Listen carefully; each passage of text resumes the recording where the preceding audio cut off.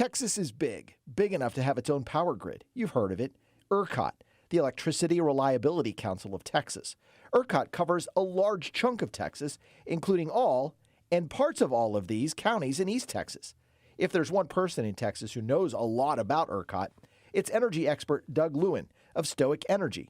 And he knows the heat ERCOT gets every time it's too hot or too cold. It's frustrating, right? Because the public, the press, the policymakers, everybody wants to be like, hey, isn't there just something we can do to just fix this? But there is no easy fix because, believe it or not, there are advantages to living on an independent grid. ERCOT energy prices can be less expensive, and ERCOT doesn't have to ask other states or the federal government for permission to build new transmission lines. New transmission lines improve energy efficiency for everyone, but independence comes at its own cost.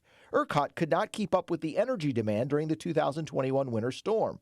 The power went out across the state, and ERCOT was tested again with an Arctic front in December 2022. Lewin says ERCOT didn't score high.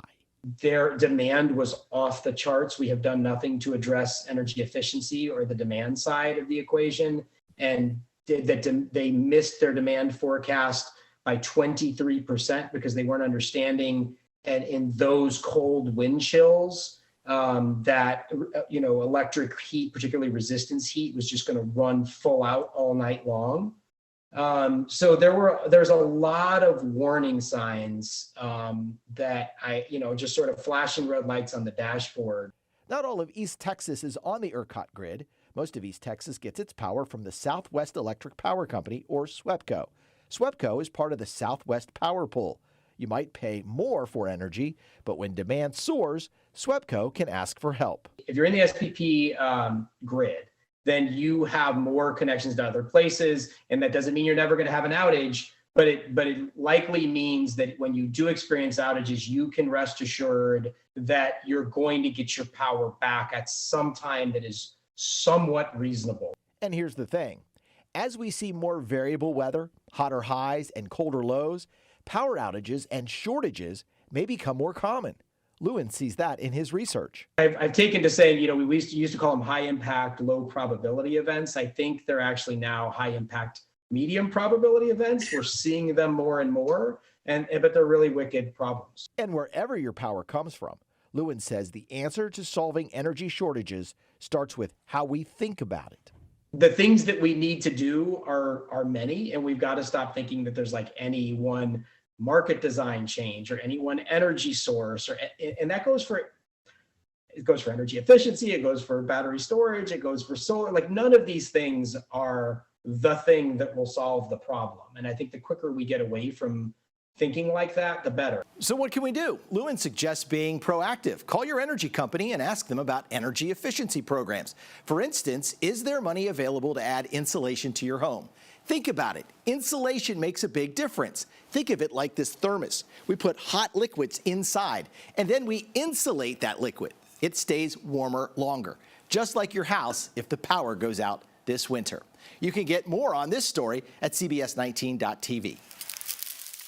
Over the last half hour, we've covered lots of different information about this upcoming winter, and you might be wondering, is there somewhere I can reference this? Well, of course there is, and we're going to make a winter weather handbook for you, and it's going to cover a variety of different topics that we've talked about this half hour and some others as well. One of the things we'll have on there is frostbite versus hypothermia. You'll be able to see the symptoms for each one and what temperatures are able to cause that. We'll also talk about wind chill. There's different criteria for wind chill, including a wind chill advisory and a wind chill warning, which we've already had those so far this winter, and we'll break down exactly what temperatures you need for each of those and which one is worse. We'll also talk about frost versus freeze.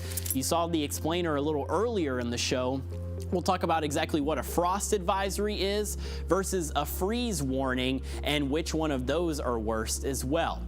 If you're wondering how to prepare your home, we had a story about that earlier, and we'll talk about the 4 Ps, how important they are: people, plants, pipes, and pets, how you can prepare your home and your vehicle for the rest of this winter. We're also going to look at Brett's long-range forecast. If you want another look at that, you'll be able to check that out in the handbook, and that'll include some dates where we can at least look out for the possibility of systems that could set up for winter weather to bring East Texas some snow or ice across the region. We'll also have our Jeep story. If you remember that earlier in the show, you'll be able to rewatch and revisit that to look back at the winter storm and the devastating impacts it brought to East Texas, but how some good civilians were able to help essential workers get into their jobs and continue to perform the life-saving duties that they always were able to do, and what became a little more difficult during the winter storm. There's going to be a variety of different things on this handbook,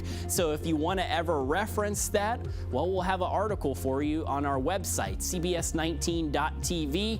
And this winter weather special, it'll continue to air on all of our platforms, including on CBS 19 Plus, where you'll be able to stream it at any time as it airs there. So hopefully you and your loved ones, you'll be able to take these tips, you'll be able to reference them on our website, and from there, you'll be able to protect yourselves all throughout the rest of this winter. Extreme East Texas Winter Storm Ready, sponsored by Stonewater Roofing and Gas and Supply.